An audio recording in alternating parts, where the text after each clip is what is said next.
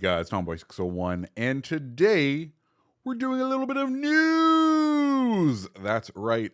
Two news articles actually dropped on the World of Warships Legends site, and I figured we're going to go ahead and cover them because they both have interesting little facets about them. So, with all that said, let's dive on in. And the first thing is we do finally have the base traits / skills for what the Blue Archive collaboration commanders are going to be. And they're kind of interesting. So we're going to go ahead and go through them. First one up is Hosino. As we know, her base trait's going to be tactical suppression, or as we guessed, I guess, her base trait's going to be tactical suppression. It's going to reduce the rudder shift time by up to 3% and battleship main battery reload time by 3.5%, while also increasing main battery gun HP by up to 10%, which I don't know if that's going to be that's a nice base trait, and I'll take it. There's just so much competition when you look at like American battleship commanders. You know what I mean? Like we have a huge number of American battleship commanders that that are going to be she's going to be up against. So I don't know how successful or how good she's going to be. Also, we don't know her total archetype overall. We don't know if she's going to be an accuracy commander. That's going to be for all these commanders. We don't know if they're going to be accuracy. We don't know if they're going to be brawlers. And I think that's going to really determine how they do. But that base trait, I do like it. I think it could be useful on like the French, where you then have a base trait to help you maintain something on like Jean Bar or those other frontal firing battleships of theirs. I think that's where tactical suppression could end up being pretty useful overall. Then we have her unique skill, which is reduced incoming damage from shells, torpedoes, and bombs, and reduces cooldown time on consumables by 0.2% for every 1% loss. So when you're getting down to 99%, you're going to be close to 20% damage reduction, which is nice. Like that is definitely a nice perk that could be potentially very useful. Once again, if she ends up being a brawler commander, I think there could be some fun here, right? Because the accuracy commander archetype in the Americans, here, let me get back to this. The accuracy commander archetype within the Americans is, I think, pretty well served for premium commanders, right? We have Azur Lane, Colorado, and Azur Lane, New Jersey, both of whom are incredible. The argument could be made that the brawling American battleship commanders aren't really there. Mind you, how many brawling battleships are there that you are going to want to use? Not many. I use Optimus because I spent real money on him, and this is how I make myself feel better about it. But if she has Porcupine, maybe this could be she could end up being a pretty decent American pick, but we will have to wait and see. Then we go on to our next commander, Nonami. Her base trait is going to be squeaky clean. It increases damage to enemy battleships by up to 8%. Oof. And reduces secondary battery reload time by 5%. Okay. That seems like that is a very specialty skill that is going to be very powerful. It may not seem like it because it's just up against one class, 8% damage buff against one class. But remember, that is the class that the majority of gets played. Like, look at the battles right now. It's either a ton of destroyers or it's a ton of battleships. And 9 times out of 10, I feel like the battleships are always going to win out in that. So having a trait that you can equip to any commander that's going to buff damage to the most popular class in the game seems like it could be pretty good. Add that with secondary reload. Cool. Then her unique skill, increase the number of enhanced secondary targeting, including enhanced secondary targeting 2? ? New consumable. By up to 1. And reduce the cooldown time of the current charge by up to 0.4 seconds for every secondary gun hit. Okay. I don't hate it just because like that lets you keep cycling those enhanced secondary targeting things. So that could be overall pretty useful. Like that I'm not hating this. Not hating it. I'm assuming she's going to be a brawler. She's a German battleship commander. She's going to be a brawler. I mean, going back to, overserved markets, and we go to the Germans. They have seen a diversification of at least the tech tree commanders who are very decent now. And they put a very good fight up against the premium commanders as far as which one you want to choose on your brawling battleships.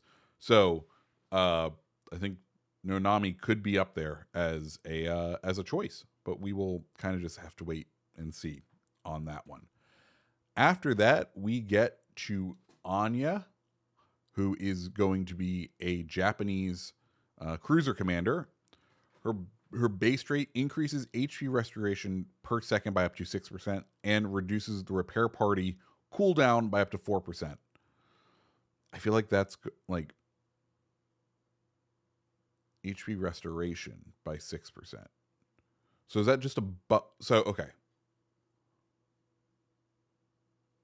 It doesn't reduce the time. So technically that is going to be a 6% buff to heals on whatever base rate, which is interesting. And her repair party cooldown time by up to 4%. Okay. I'm not in love with it, but it's okay. Then we get on to the unique skill, which is Scholastic Support. Reduces incoming Citadel damage to your cruiser by 30%. Okay. And increases the amount of Citadel HP that can be restored to your cruiser by up to 30%. So basically, you are getting... There are certain ships that have that as like a hidden stat that they're like, I think like Minotaur has that, where they can heal back more of that damage. So it's being able to take that base rate and apply it to the Japanese cruisers, which isn't terrible. That isn't terrible overall. Like, I know everyone wants an Azur Lane Atago, because who doesn't want Azur Lane Atago? But when you look at what the options are here now, like, is it Harugo who is discount Atago, if I recall? Yeah. You got Harugo who will come back, which is fine. And this is... Anya is definitely of the mind of like, buff your weak points as opposed to buffing the strong points, right? The Japanese cruisers are very strong with setting fires. She seems like she's going to be very strong at helping survivability. And that could even help, I think, with the new line. I think she might be decent on the new line, which kind of makes sense why they put a unique skill or a special skin for that ship in with this update now. Because, yeah. Okay, cool. Next up, we get to Shiriko. And this one has the potential. This is the one that, like, I have my eye on the most of any of them, just because it has the potential to be there. Base trait, reduces main battery destroyer reload. She's gonna be a British destroyer commander. Reduce main battery reload for destroyers by up to 4%. Okay, and increase destroyer main battery traverse speed by 1.2%. Pretty decent. Another main battery reload. Ooh, does that mean we could? We could go even crazier with Mordiff. That's Mordiff. Apology. Oh, you didn't see that. Mordiff. That gives a potential for a crazier Mordiff build if really necessary, but I don't think that's going to end up being necessary. Anyways, and then her unique skill increases the number of AA explosions by up to 2. Cool. We'll see if that's really that effective. And reduces main battery reload time by up to 8% while detected by enemy ships. Hello. I'm very excited for this, because if we go through the British destroyer commanders, right now, I think the best play overall is Grotmaz. And that's because he does have some, like, he has this, which buffs out your damage. Like, that buffs out your fire chance, and this also fire chance. So he gets this crazy fire build. The thing that the Brits don't have is a gunboat style commander. So, Shiriko looks like she could end up, like, even if her base archetype isn't gunboat, isn't mortar and all that jazz, her other traits make it so that she could be a little insane in the gunboating and bring a new playstyle to them. I, for one, very excited about that. The other one, yeah. I think this is the one that is going to be, for me, the most desirable out of the bunch. Finally, we get on to the last commander, who is Surka. Out of my way reduces your cruiser's main battery reload by up to 3%, and improves main battery accuracy by 3%. Oh, and she's going to be a French cruiser commander. Sorry. Which, okay, that's interesting. I may put that on some ships. There's some build ideas in there. And then the unique skills focus fire, which improves shell dispersion by up to 30% when your main battery reload is active and you gain an additional charge. I think Surka may be fun on the super heavy cruisers, just because you're getting a reload buff and the accuracy buff, which those desperately need, and then getting the extra accuracy while it's active. Like right now, if you're trying to be as meta as possible, the only choice really is a Zerlane St. Louis, just because like you have the main battery reload, you get the range, and then you get another charge, and you have fully packed, so you get 2 extra charges of MBRB. That is incredibly powerful. If Surka ends up following the same archetype, where we have fully packed and we have her unique skill, I like, she could be pretty good on the heavy cruisers. So that's exciting. Those are all those commanders, I think, have exciting potential in them. I think, though, that Surka and Shiriko are the two that have some true potential. Next, a little bit of crow eating for me. It turns out there are going to be unique variants for BA Montana and BA Tirpitz. So let's go ahead and just see what they've done to Montana. So reduced main battery reload time by 2 seconds, increased the secondary firing range by 1 kilometer, increased AP shell damage by 400, reduced the rudder shift time by a significant amount, improved the concealment down to a base concealment of 15.7, so 0.3 better conceal, and then added engine boost consumable and removed the seaplane. Okay, so basically it feels like, and then increased damage control party duration from 20 seconds to 28 seconds. Then they reduced the amount of HP regenerated per second from 1.12 to 0.5, reduced main battery accuracy and its firing range from 17.42 kilometers to 16.85, which, okay, like not nearly a full kilometer, like 0.8 of a kilometer reduction, reduced Sigma by 0.1, and reduced HE shell damage by 400. Interesting. It almost feels like sort of a brawler version of Montana. Not sure how much I love it, but that main battery reduction is going to be pretty powerful. That reload time with added AP, like, I think for giving up a little bit of range and a little bit of accuracy, 1.9 is still pretty good accuracy. BA Montana is going to be pretty strong overall. So there's that. Then we get on to BA Tirpitz. And BA Tirpitz, I'm excited for BA Tirpitz. One, the look. I think the look is pretty good. But BA Tirpitz, it's going to be tier 7. Extra kilometer of secondary range. Better higher caliber reload, but worse lower caliber secondary reload. Torpedo range is going up to 9 kilometers and getting a speed boost.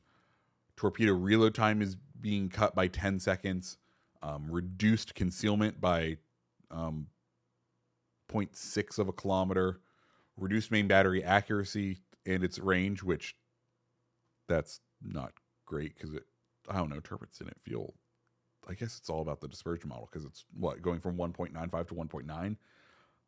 Who knows? I guess I just feel crazy. Increased main battery reload time from 24 seconds to 26 seconds. And then she's getting a new enhanced secondary targeting 2. New effect, secondary battery reload time is being reduced by 25%. Okay. Consumable cooldown time reduced from 160 to 140. Effect on secondary battery shell grouping reduced from plus 100 to plus 50. Effect on secondary battery dispersion from 50 to 25%. Okay. So a slight rework on how enhanced secondary targeting works for that.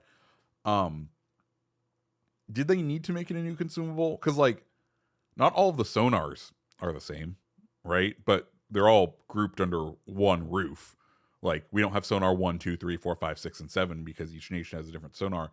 Did we need a different enhanced secondary targeting, or did they just want to call it out? I don't know. But, hey, that's what it is. As far as skins go, there's Takahashi, and we have that. So that is the Blue Archive stuff. I find it very interesting as to what we're actually getting. I look forward to seeing the full archetypes of those commanders when the release comes out. But that's not the only bit of news we got today. We also got Fleet Cup Season 1. Very interesting. I think the important thing, though, is going to be these rewards. Pretty decent rewards if you can manage to get through. It looks like you can basically earn these once a week. And then if you win however many cups, you can get 1 full day of premium time and some pretty cool patch and background stuff. So overall, like, that's nice. I look forward to seeing it. I won't be able to participate just because I'm in the CC fleet and we have like 3 members. So that's not going to happen. Anyways, guys, that is everything I wanted to cover today. If you like videos like this, these little news videos, let me know down in the comments below. And hit that like button, hit the subscribe button. And I hope you have a fantastic rest of your day. See ya.